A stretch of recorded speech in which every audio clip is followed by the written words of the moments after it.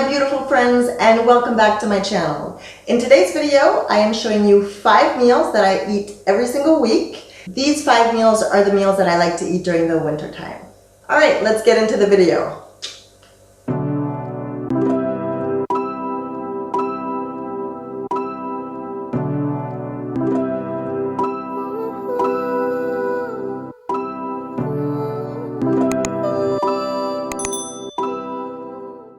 The first meal that we're gonna make is just simple roasted veggies.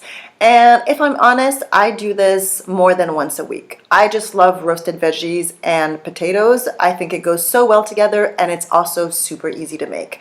Now, in this case, I just took what I had on hand, and that was broccoli and cauliflower. So, you saw me chop up some pieces, and then I just placed them on a baking tray. I also had some steamed potatoes from my meal prep of the week, so I just cut them in half.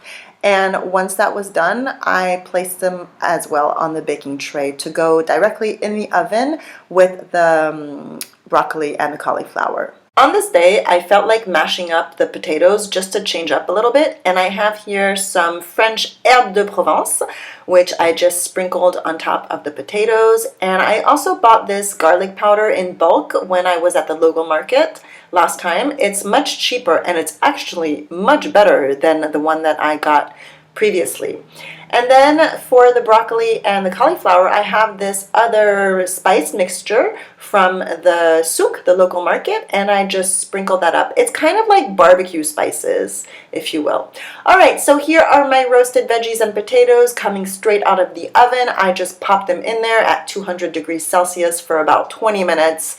And that was it. I just plated up my food, and I really enjoyed it. Let me not forget the most important. For this, I just used some sauce Maggi for my broccoli and the cauliflower. And then for the potatoes, yeah, I know, I'm a big ketchup fan, so I just squeezed some ketchup on there, and I was good to go. This was a really yummy meal. I really enjoyed potatoes and roasted veggies. Another meal I love to make during the winter is oatmeal, and in this case I was making carrot cake inspired oatmeal. So I just have some shredded carrots, and I saved the rest for my little boy Sasha. Also, I chopped up some dates because this recipe was a whole food plant-based one, so there was no added refined sugar. I had some walnuts that my husband brought back from a recent trip where he was on, and they were really beautiful, so I chopped those up.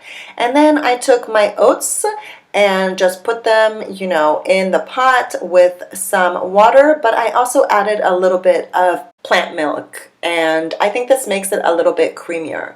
Then I just added in my carrots and my dates. I also added some pumpkin spice and gingerbread spices because thanks to my friend Michael, I have those on hand. It's amazing.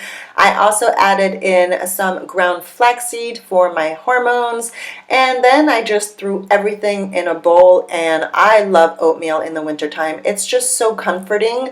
There's just something about oatmeal, and this recipe was really, really good. I'll link it in the description box down below if you guys want to try it. And in my last video, I was telling you guys how cold it was here in Morocco, but lately the temperature has been so nice.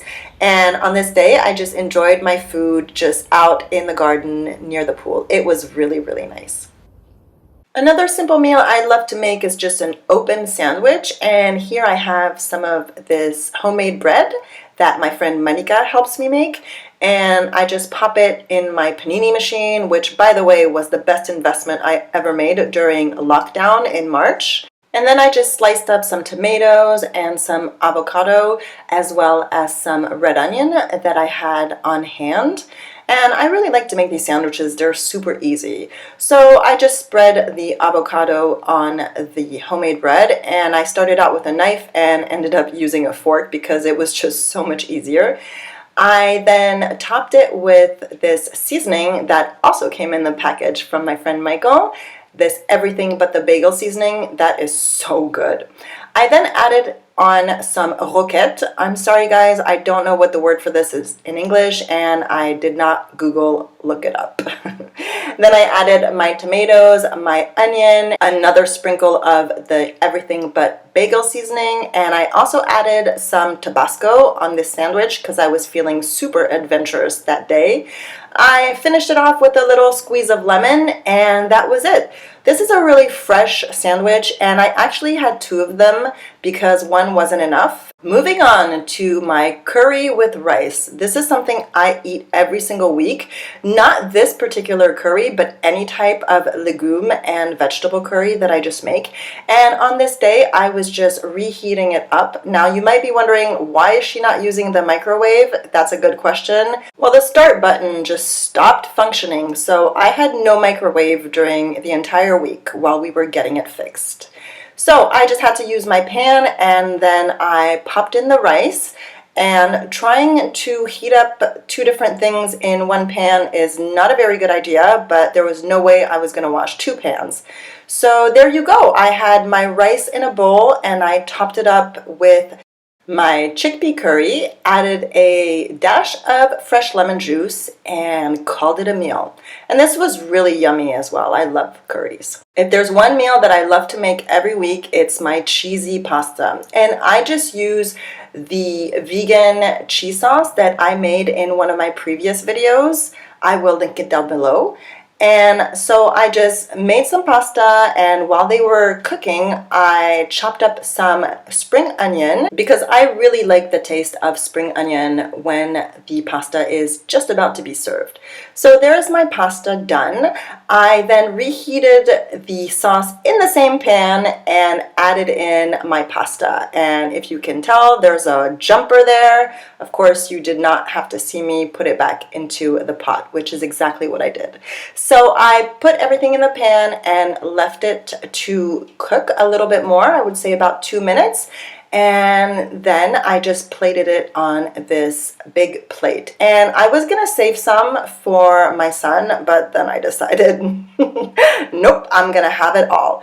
I added in some pepper, and then I just sprinkled my green onion on top, and I decided to add some salad mush, and I believe that's the same word in English.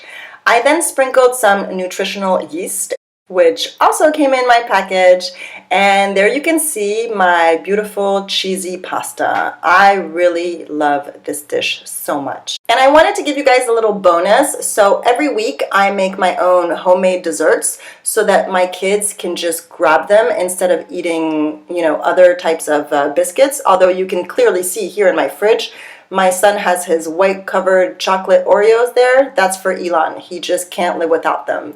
So here you can see that I have this chocolate banana nut cake that I made, and there's only a little bit left. So I decided at that moment that I was just gonna bake another one, and then I'll show you how I make it. And then we have here an apple crisp dessert, which I found the recipe for on YouTube. That was really good as well. So this is a super easy recipe. This is actually the cake that I brought to my work barbecue the other day that my colleagues really liked. And they couldn't believe it when I told them that it was vegan with no eggs or anything like that inside. So I mashed up some bananas, added some vanilla, and I also added in some plant milk. This is rice milk, and I just used this because I had it in my fridge. So once that was all combined, I took the flour that I had already prepared in this white bowl, and I added in baking powder as well as baking soda. I also added in some cocoa powder, and then I added in some gingerbread spice mix. I love that. I added in some coconut sugar, and I actually used only half a cup. The recipe called for an entire cup, but I decided to try it with only half a cup. It turned out fine, to be honest. You really can't tell the difference.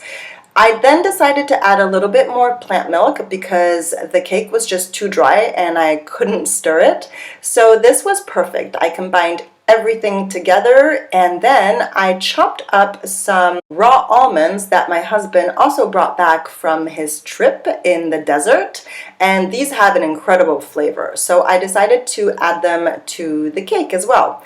I took a little bit of walnuts, which also come from the same trip that my husband was on, and I just added that to the cake batter. I combined everything together and put it into this cake pan and popped it in the oven at 180 Celsius for 45 minutes. And here you can see that it's absolutely perfect when I took it out and let it cool a little bit. I really like this one. It's really moist and my kids really like it as well. Then I just popped it into a container and placed it in the fridge. There you have it, my beautiful friends. Thank you so much for watching. If you enjoyed this video, don't forget to subscribe and hit the like button.